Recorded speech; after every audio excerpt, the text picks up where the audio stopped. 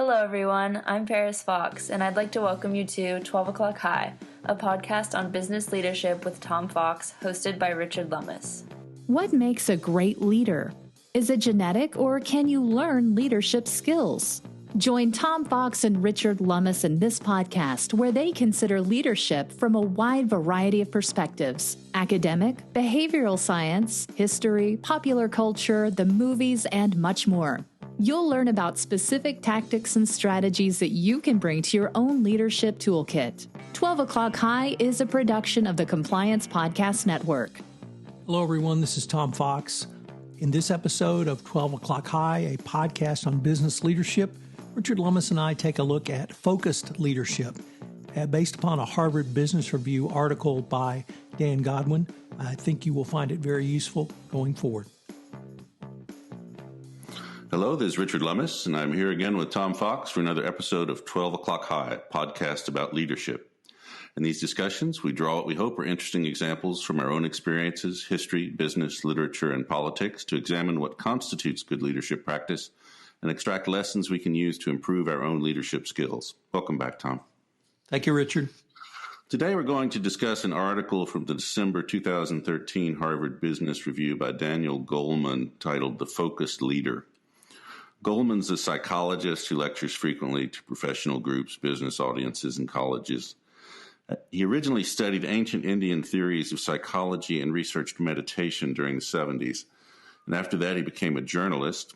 And in the mid-80s, he started working as a science journalist, reporting on the brain and behavioral sciences for the New York Times. His 1995 book, Emotional Intelligence, was on the New York Times bestseller list for a year and a half. And the Harvard Business Review called Emotional Intelligence, which discounts IQ as the sole measure of one's abilities, a revolutionary, paradigm-shattering idea, and chose Goldman's article, What Makes a Leader, as one of 10 must-read articles from its pages. Apart from his books on emotional intelligence, he's written books on topics including self-deception, creativity, transparency, meditation, social and emotional learning, eco-literacy, and the ecological crisis. It's certainly an interesting background, and his interest in the ancient Indian schools of psychology and meditation informed some of his work in this article. Tom, what do you want to talk to us about with his concept of focused leadership? Well, I thought, and you set that up much better than I could have, Richard, because many of the things he talks about here 30, 40, 50 years ago, we would have said, well, that's just, Hinduism or yogiism from Islam or perhaps even Buddhism. And now they're right in the mainstream of American business thought, not political thought, not social thought. And it starts with focusing on yourself. He does go on to talk about focusing on others and focusing on the wider world, and we'll get into those in a little bit. But focusing on yourself is self-awareness. And we talked a little bit about this, I think, in our last podcast. We talked about how leaders can use intuition. But here he goes into, Goldman, I thought, went into some pretty good detailed explanation of what do you mean when we say listen to your inner voice. It gives a little bit of neuropsychology about how the brain processes information. But it's much more than that, and it's much more practical than that. And I think I even posed a question in a prior podcast or even our last podcast about can intuition be taught? Well, Goldman shows us that there's a number of factors that you can and should listen to in he calls sensory awareness. It's picking up the cues in the room. It's preparing yourself to understand what those cues mean. It's listening to not only the numbers and the data that you're getting, but it's how do you analyze that data. This is not Big Blue playing Gary Kasparov. This is Gary Kasparov playing Big Blue. He's trying to use a lot of his own self-awareness in a way that up until the last time defeated the machine. Now, Big Blue did eventually defeat Gary Kasparov, but I don't think it takes away from the power of zeroing in on your inner perceptions, what your gut is telling you, because if you can ask, why is it telling me that? Why is the hair on the back of my neck standing up? Why is this risk scenario, although we've gamed it out, we've mapped it out, it's still, I'm struggling with it. And if I could maybe even use a kind of a current example, you're a CEO of a major corporation, you get a malware demand. We are going to release your consumer products or consumer service company. We're going to release 2 million customers' personal identifiable data. Do you pay us? Well, the law is pretty clear. You cannot pay. You need to report that to the FBI. You may need to report it to government reporting agencies such as OFAC, such as the SEC.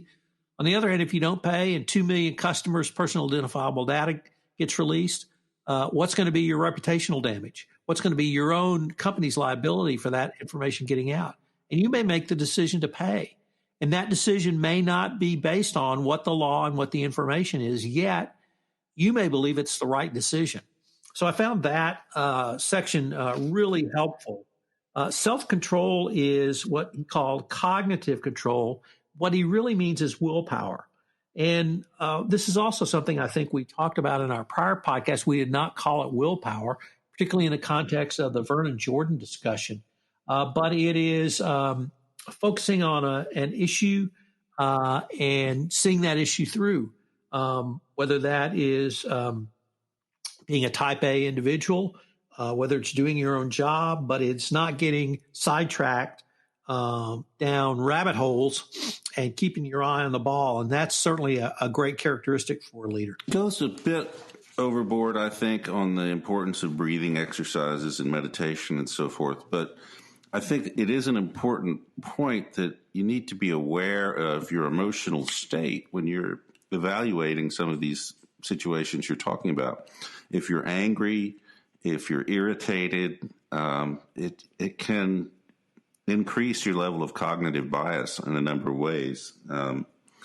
And his point, I think, is that he would use breathing or meditation just as a way to step back and observe what his emotional state was, and then try to think about how that was affecting his decision-making process. And I think that's a great idea for all of us. It's really hard to do under the pressure of time, to be able to step back and do that. And he doesn't really address how to do that, but perhaps with practice it would become easier. The second part of his triad is a focus on others, which he divides into 3 parts of empathy. The first being cognitive empathy, which is the ability to understand another's perspective. And it requires thinking about the feelings of others rather than experiencing them yourselves. And he says that inquisitive people naturally get this more easily than others because they're interested in how others think and interested in what they're feeling. And that's an attitude you can cultivate. Secondly, he talks about emotional empathy, which is the ability to feel what somebody else feels. And this is actually automatic. The very older parts of our brain, the amygdala, the hypothalamus, hippocampus, and orbitofrontal cortex are all involved in that. And you literally can feel another person's pain if you witness it because your brainwave patterns actually synchronize. This can become a problem because it can be a block to actually thinking because those ancient parts are creating an emotional response that is overriding rational thought. Thirdly, he discusses what he calls empathic concern, which is to sense what others need or want from you. And this is really double-edged because it involves you have to weigh what they want or desire versus your own cost and how much you value their well-being. It's critical to moral judgment. And again, this is an area where if you're distracted by, say, emails or the flood of pointless information we're all just inundated with these days, the less you can focus on and cultivate these subtler forms of empathy. And then there's the wider world, Tom. So this was interesting as well. In many places, he reiterates or builds upon what he talked about a little bit earlier. But he starts off with this focus on strategy. And what I found really interesting here, Richard, was that he says that any business school course on strategy will give you its two main elements. Either keep doing what you're doing or do something else. And, he gets paid thousands of dollars to write stuff like this. So, but what he points out is that doing what you're doing is obviously the easiest. It's easiest because you have the systems in place, but it's also the easiest for your brain. And when you do something different and you try to explore or exploit new options, that actually has a change in your brain. And this is part of the insight I thought he had. And it really made me realize, that's right. And many people have difficulty with change, and it may be that it's a neurological or biological component. Nevertheless, he said that you have to make a conscious, or what he calls a deliberate cognitive effort, to disengage from the routine and move to something a little more exploration notice. Second is innovation. And he calls it the well springs of innovation. And this is certainly prevalent now. And what I have found in a shameless plug for my Compliance and Coronavirus podcast, also on the Compliance Podcast Network, one of my observations has been in 2020 is the speed at which change has occurred. I called it exponential speed of change. But I had one podcast guest say, we've had 5 years of change in the last 6 months. And that really was one of the best phrases I'd heard. And you have to innovate. And innovation's not new. It didn't start in 2020. It's been around for a long time. But the speed at which you have to make changes now, whether it's sending employees to work from home or returning employees to the office now, is going to continue to put new risks in front of you in a way that have to be analyzed, have to be measured, and have to be managed. So the wellspring of innovation, I think, is going to become, or another great phrase I heard was, we've gone from disaster recovery to business continuity to now this is the new business as usual, not the new normal. This is just business now. We're not recovering from a disaster. This is the standard we're all going to have to deal with.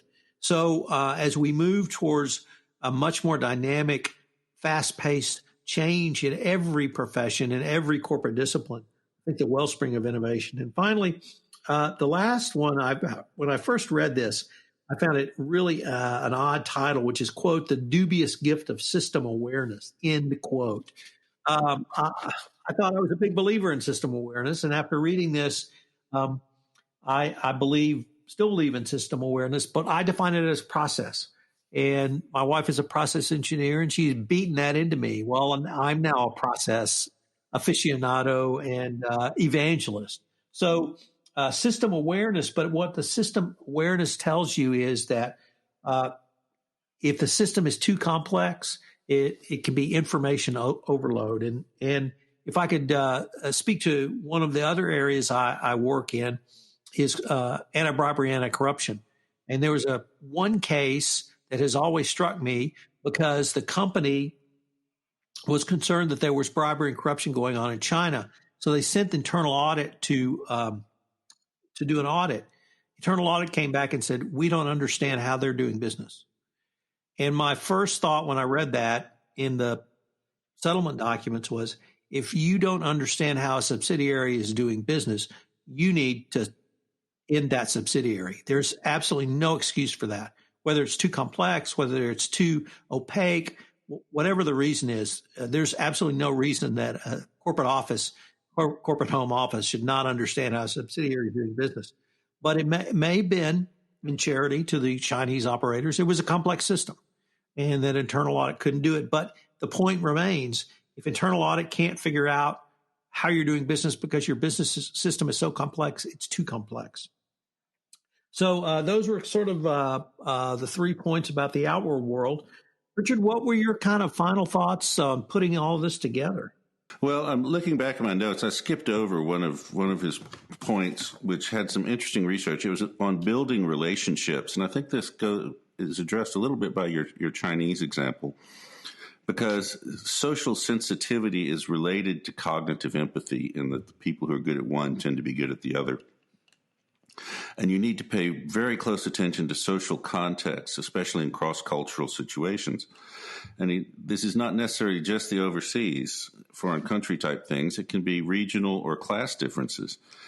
And people map social networks in groups, and they create a hierarchy, a middle hierarchy of importance or relevance to their situation. But research also suggests that as people rise in power, their ability to perceive and maintain personal connections suffers a sort of, he calls it a psychic attrition, especially towards those lower in status, which is very dangerous for an executive because it basically blocks you from input below a certain level in your hierarchy, that you just ignore it. And it's a built-in mechanism that you need to be aware of.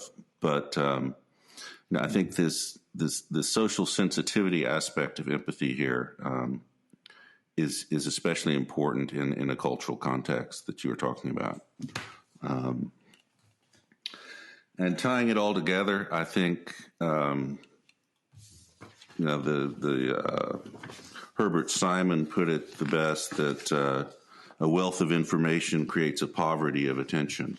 And I think this is something we're all suffering from today.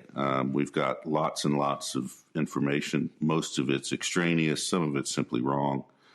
And you have to be able to sift through that and focus on what's important to you and your business. And I guess, Richard, from the leadership perspective, it drove home to me, and once again, I agree with your conclusions, but it drove home the need for a leader, from my perspective, to be able to synthesize what is the important information and what truly is extraneous. Even if you have direct reports or people reporting to you indirectly who are very good, very smart, and are putting together very good information, if the information is extraneous, it's not going to help you make the decision. And so that's why I really believe that you need to have a core set of values that you can fall back on. You need to have a process by which you synthesize the information. And then you have to take feedback, or you have to be willing to listen, and you have to listen after you've made your decision and you've implemented, so that you can continuously improve going forward. He does mention, sort of in a side context, that one way to improve that attention is to adopt what they teach doctors to do, which is to create an almost emotional distance. He calls it a view from the ceiling. And you need to sort of almost step back emotionally, and it involves the awareness of your emotional state, that how that's influencing what you're feeling about the information you're taking in, and to try and distance that and put yourself back onto a rational framework.